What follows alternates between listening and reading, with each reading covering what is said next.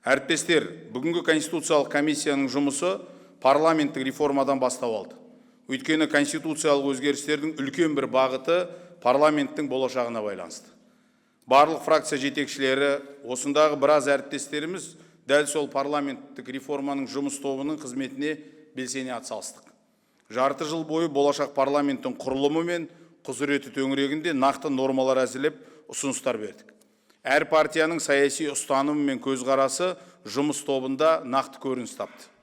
Бір палаталы парламент құру ел болашағы үшін тағдыр шешті өте қажетті шешім.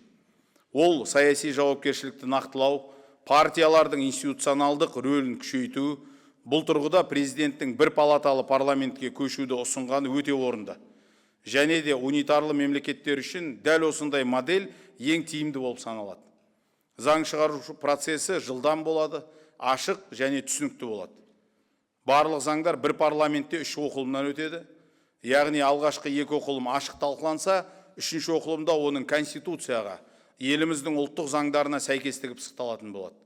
Осы тұста лобби, жеке мүдде және мемлекеттік саясатқа кереғар ұсыныстарға толығымен тосқауыл қоямыз.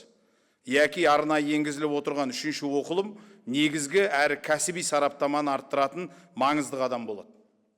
Осыған байланысты болашақ құрылтайдың партиялық тізім арқылы жасақталуы жеке тұлғаларға емес, саяси бағдарламалар мен идеологияларға негізделген институционалдық жауапкершілікті күшейтетін болады.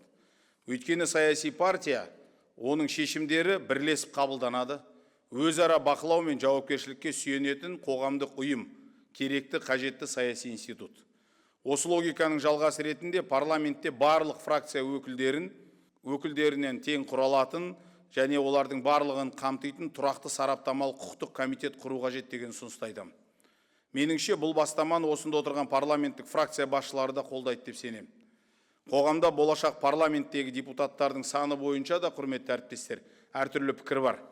Дегенмен жұмыс тобының 145 депутат болуы қажет деген шешімі бүгінгі саяси ахуалға да, тіпті қоғамның сұранса да нақты сай. Мәселен, конституциялық құрылымы, жер көлемі, халық саны әлде қайда бізден кіші европалық мемлекеттердің көбінде де депутаттардың саны едәуір көп.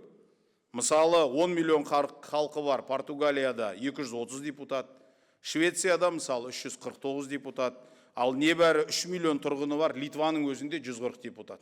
Уважаемые коллеги, ключевым акцентом новой модели становится полностью пропорциональная избирательная система. Это стратегическое требование времени. Все депутаты будут избираться по партийным спискам. Это означает прямую и честную связь между волей избирателя и составом законодательного органа.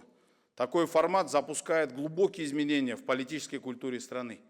Парламент будет отражать реальные предпочтения общества, а политическая конкуренция станет более прозрачной и понятной для граждан, усиливая ответственность партии перед людьми.